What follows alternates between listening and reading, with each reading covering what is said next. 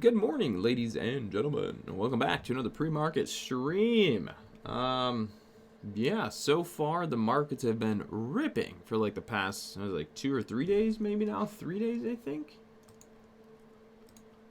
I think it's three. Let's see, 1, 2, well, almost. It's been about 2 days, and so the markets have gotten a little blown out here this morning. They've been, really blown out from after hours and then into the morning, and then so far we're getting near market open, and the market's still looking pretty overbought here so far.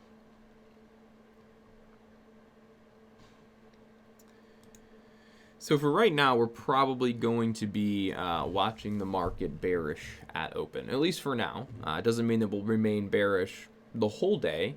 Things could very well change, but at least, with the way things are moving now, probably going to be a little bit more neutral to bearish, just pretty much probably bearish, going into the early morning of the day.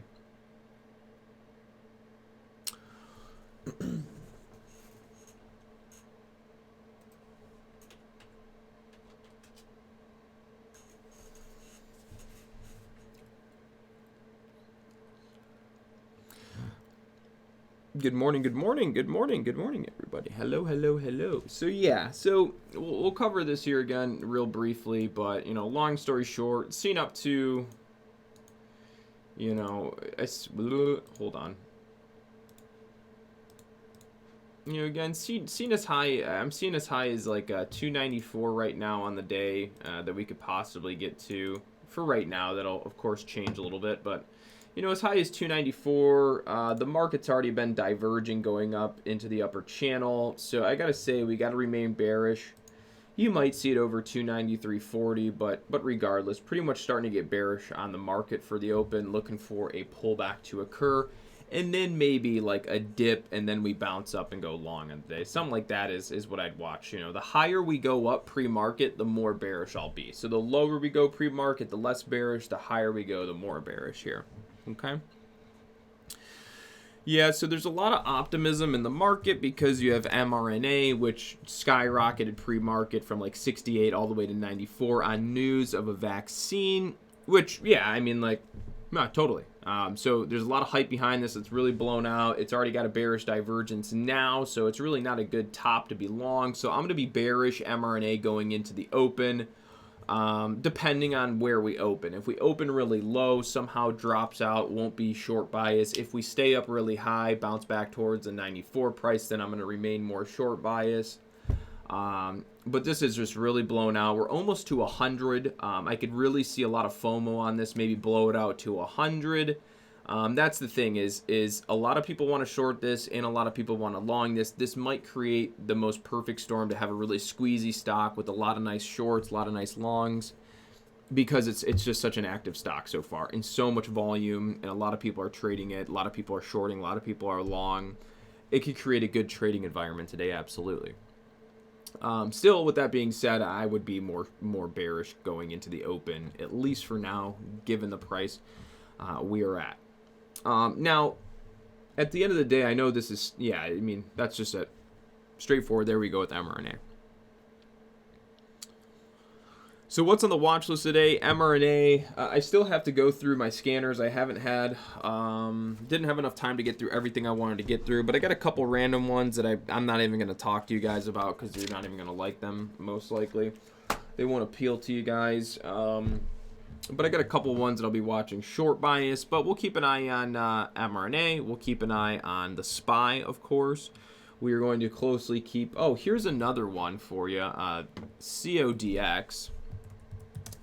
This is another one we'll be watching closely. Not necessarily that we're going to be taking a position on it today, per se. But the more that this comes down, the closer we're getting to good dip buy levels for like a reversal bounce. So we've been tracking the $15 price for right now on CODX. We believe after we hit 15, we might get a bounce towards 20 or something. So we're keeping close eyes on CODX right now. And then also, lastly here, another one is APT. APT is more on swing trade watch right now. This has been just kind of channeling up for a really long time. So it looks like we're getting close to a breakout move on this stock. And another way to really kind of look at this might be from the daily chart, right? So if we come from the daily chart, you will see that we went from overbought to just basically crashing down to statistical trend. Then we have, we bottomed here at the red line. We have bounced up, and now we are creating a flag. So you could argue that we peaked through that wedge there, and now we might be into a little bit bigger, a bigger wedge now. And so when the price action gets through the orange line, we might get a fire off a long squeeze back to the upper deviation here at 19. So that's something we've been tracking with APT for a while. And it's sort of similar to what CODX did. You see how CODX blew out, came back down to trend. We kind of channeled up, and then we kind of broke, and we had that move. And then the same thing that happened with NNVC, but NNVC did it a little premature, I believe. But you can see we blew out, we came back down to trend, we channeled up, and then we broke up back to our upper deviation. It's a very similar setup that we're seeing in APT, so we think it's possible to see it. We're not going to go gung-ho on it, but we have price targets on APT for right now up to like 20, at least for the time being. So we still got to watch it trade. Some things still have to happen in the right order for that move to happen. But there's potential for it, right? We're sitting right here below the 4-hour trend. So as soon as we can successfully get through $16 the right way, we should break out, right? You can see we topped there on Friday, and we sold off really harsh because that's the 4-hour long-term trend where we will break out. So we just tapped it and hit really strong resistance Friday. Therefore, if we can eventually get through that, I think that's where we fire off another move. So carefully watching APT. There's really, there's really not much. If you talk about SPY, daily chart, downtrend, everyone's like, and that's a funny thing, right? You put out that video and everyone's like, oh my God, but the market's going up, Carter. It's like, yeah, the market is going up, but I'm sorry to tell you, it's still downtrending. I don't care what you think. It's downtrending. So, if I can put this in simple terms, price action in any price action in between this red line to this red line is normal right now. Anything that happens within that channel is respectful right now. That's basically it. That we can normally, respectfully, logically move within that channel. We don't have to go right back down. We don't have to sit at the 300 and then go down. We can go all the way back to 339, and then we can come all the way back down to, say, 260 if we wanted. I can't predict that, but it could happen. But anything within this channel is a respectful move. In the most shortest term, minuscule time frame, the bears try to hold 300. And we've tried that. We've been doing that. We've been holding there. And we had a good short move that we profited on. But the market, again, has too much strength. So this is, and do you guys remember SLV? Go over to SLV. You guys remember last week I was telling you this was in a bull flag and it was going to break out into the 15s to 16s? Well, there it is, right? We flagged, we broke out, right? So now SLV is in a good short-term selling location. So if you profited off that move, now's a good time to consider deleveraging a position on that. So similar to what's happening on the SPY, right? The bears tried to hold trend and keep us downtrending in the immediate. Failed, got squeezed. Go over to the SPY. Right? So the bears have held the trend in the short term, and if they so far we're failing. If we roll up and squeeze out over like 297, we'll probably fire off a move up to 311, and then you'll have a short move around 311 to 313 for now. If the markets magically move all the way back up to 334, that's extremely impressive, and I would be extremely, extremely, extremely short bias if you got to 335. So, yeah. The higher we go up in this channel, the more short bias I am. Right? The lower we go in this channel, the more long bias I am. Okay? So anyways, with that being said, we might flag out and break on the markets up to, but long story short, if we successfully get through like 297 or even 300, basically just target 313 or 312 area, you might as well. It's going to go there most likely. On average, how long do you trade each day? Really probably like 3 hours. We're on live for like 2 hours, and then periodically throughout the day as I go through messages and emails, and at any point I'm in the office, I might peek around and take a trade here and there. But about 3 hours, honestly. Yeah, you don't want to... Some days you can sit around and do a little longer if the market's hot, but most of the time you just want to trade right in the morning. Be done.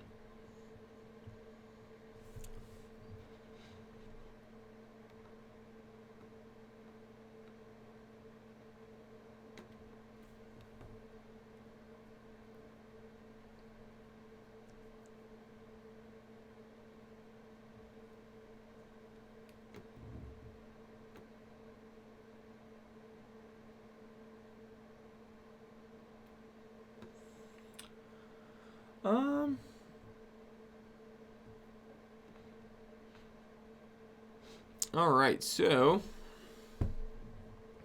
INO, we'll take a look at INO.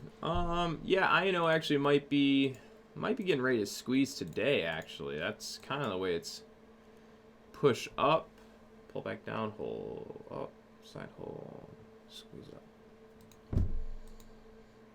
Well, it already did. Figures, up to 14. Yeah, INO might continue squeezing out today. Watch that long bias. You might see it up to like, we already got, yeah. You might see it up to about 1477. I could see up to 1477 maybe.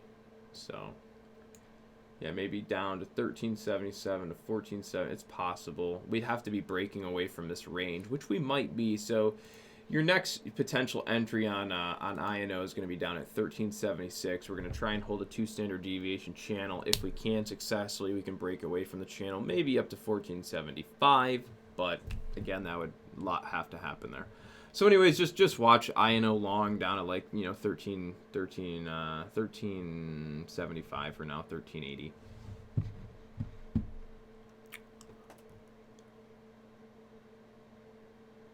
Aaron, yeah, those active scanners you see, if you just go to the description below, I might not have saved those actually.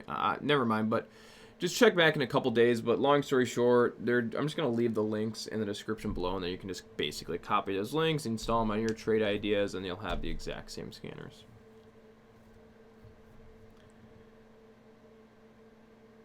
So when a good buy comes, so Truth 88, it all depends. If a good buy comes on a 5-day chart and the trade can last for 2 days, then you'll hold it for 2 days. If a trade can last for 3 days, then you'll hold it for 3 days. If you're trading like a 180-day chart and the trade can last for 4 weeks, then you hold it for 4 weeks. If you're doing a day trade, it can only last for a couple minutes, you hold it for a couple minutes.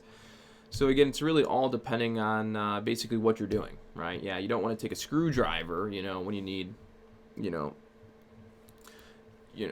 you see what I'm saying? Like, it all depends, right? You can't take a screwdriver expecting to cut through wood, right? So if it's a 5-day time frame you're looking at, then don't expect to hold the stock for 20 days, right? It's not going to make sense. So whatever time frame you're looking at should give you a good idea of how long you have to hold. So a good example of this would be like let's do, we'll just look at AMD or something.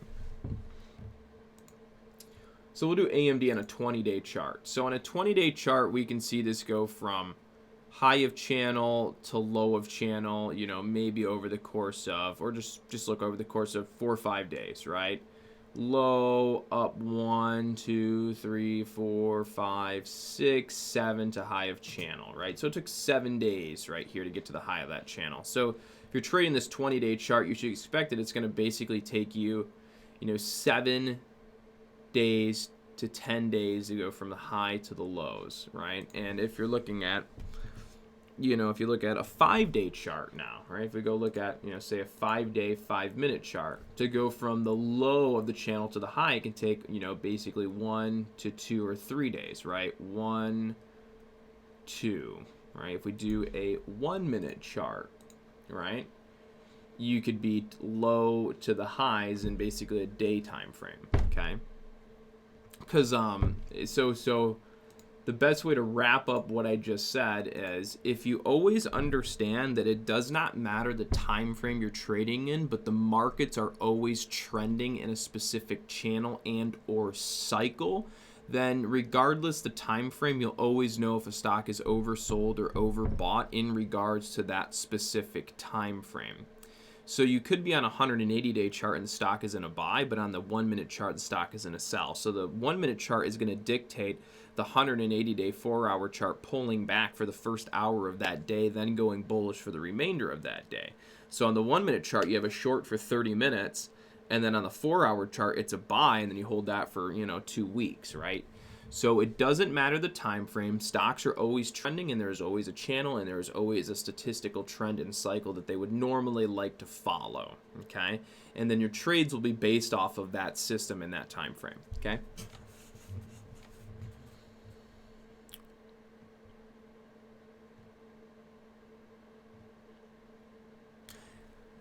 Actually, I just signed up for a futures account on TOS. A lot of people told me not to use it. I also signed up for a TradeStation account just the other day for futures. And then I tried to connect my bank account, and my bank was being stupid. And I had to call my bank twice, and I had to reset my online banking password. And after I reset my online banking password, it still wouldn't work. So I had to call them back to reset the online banking password that we just reset. And then after I reset it, I forgot the password because we had to change the password twice, and I forgot to write down the second password we had to make it after the second time creating it. So today I'm going to have to reset my e-banking password again just so I can connect my bank account to TradeStation.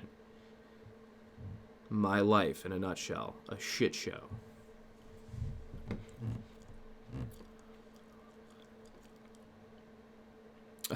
What time frame do you trade? I trade 1 minute time frames pretty much every single day. I look at stocks on all time frames, but normally I'll be trading a 1 minute time frame.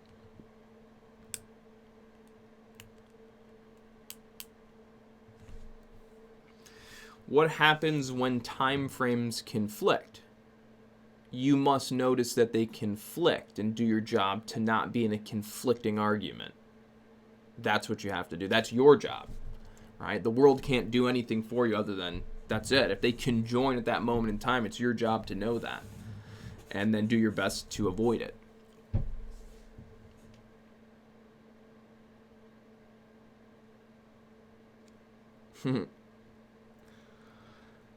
Yeah, I mean, there's really no thought. I mean, yeah, if you want to trade futures, I'm going to try trading. I've never traded futures, but one of my partners, Brandon, he's been trading them. He's had a lot of success with them, and he's like, you should check them out. I'm like, all right, sure, why not? So I'm going to open up a futures account and try them, see if I even like it. Might not like it first run of the mill till you get used to it a bit, but yeah, we'll give it a go. Because there's the markets gap up and down all the time, and it would be nice to be trading those. Sometimes.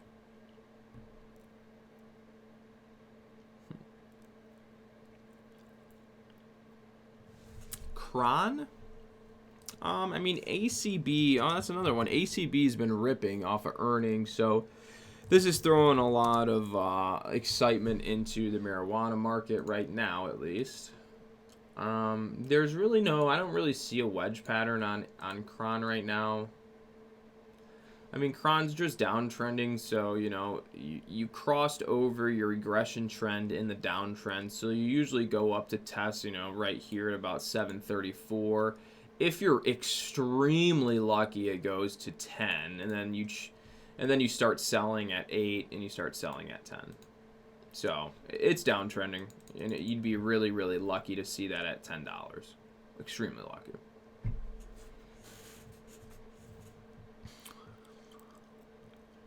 We don't have time to cover where you find if a stock is shortable or not. Just basically go to my channel or go to YouTube, type in how to short sell a stock on TD Ameritrade. You will find my video, watch that video, and answer all of your questions.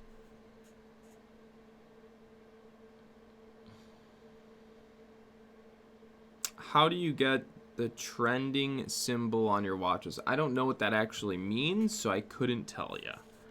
What do you think about penny stocks? Penny stocks are great. Also, mind you, let me rephrase this. Every single stock is literally the exact same. Seriously, they are. They have differences, but they're literally the exact same. You buy and sell them, and guess what?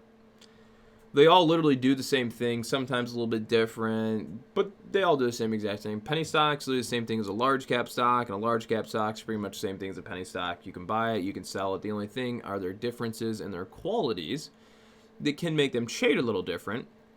But at the bare bones of it, penny stock does the same thing as Facebook, Apple, Amazon, Microsoft. They all trade in a trend from a low to high cycling fashion. When high in cycle, people will sell them. When low in cycle, people will buy them. They will set up in the same patterns, and they will do the exact same thing. The really big difference between them is one, they're going to be more volatile than the others, and that's pretty much the gist of it. But penny stocks are fine, yes. I like them. Do they get, all stocks get manipulated? Everything's manipulated. I mean, yeah. People manipulate stocks, yes. Can you say that they're being manipulated at all times? No, but happens all the time. JP Morgan, Bank of America, they rig the stock market, they rig bond markets, they rig Forex markets, they rig the currency markets, and they get caught. They get slapped on the wrist with a couple $1 billion, and then happens all the time. Big banks are the biggest I guess you could say they are the biggest people that do the rigging of the markets. Your big financial banks, the ones you're supposed to trust with your money, those guys, those are usually the ones that do the rigging of the stock market in most cases.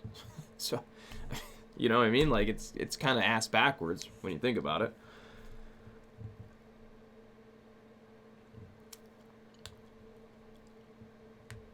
Am I following ACB? Not particularly, but I probably will peek at it a couple times throughout the day at some point. I have no idea why the scan in Thinkorswim is white. Pins, Pinterest? I mean, yeah, it's possible. Oh, if you look at, didn't we tell you guys watch CODX? It's moving a bit. I don't know if it turns into a really big day, but I mean, if we, again, statistically, we have gone from green to yellow. We might see CODX fire off a move to about 21 today. So, if that happens, could be a ripper.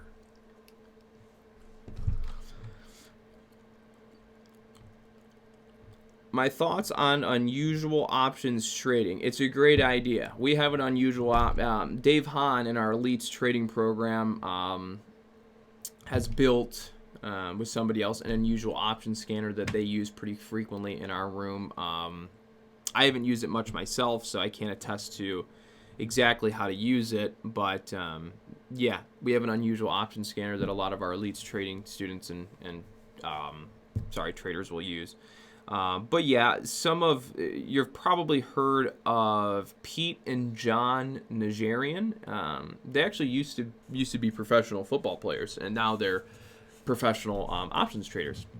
And their big thing is doing using scanners and tracking unusual options activity, basically to figure out which stocks are going to move. And it is good because a lot of the bigger just in general, not going to single anyone out, but just in general, options trading is viewed as a more complex thing than stocks. Therefore, the people doing it are smarter than the ones trading stocks. In theory, that's kind of the notion. So then the next notion is that the people trading the options know something more than the people trading the stocks. So if we can track what unusual options activity is happening in the option market, that should give us some insight into what's going to happen with a stock. So if we go to the options market and we see unusual options activity on Apple for, let's say, the month of July, we're getting extreme spiking unusual options activity for, let's just say, the $400 calls for July of 2021, right? We're getting unusual long option, whatever. That could be a notion that makes us think that the market's going to take Apple to all the way to 400 by 2021. Right? By seeing that unusual signal of options activity, it can indicate something might happen. And it is a good approach to trading. There are ways to use it. I can't say that I know it 100%, but the concepts of it I understand fully.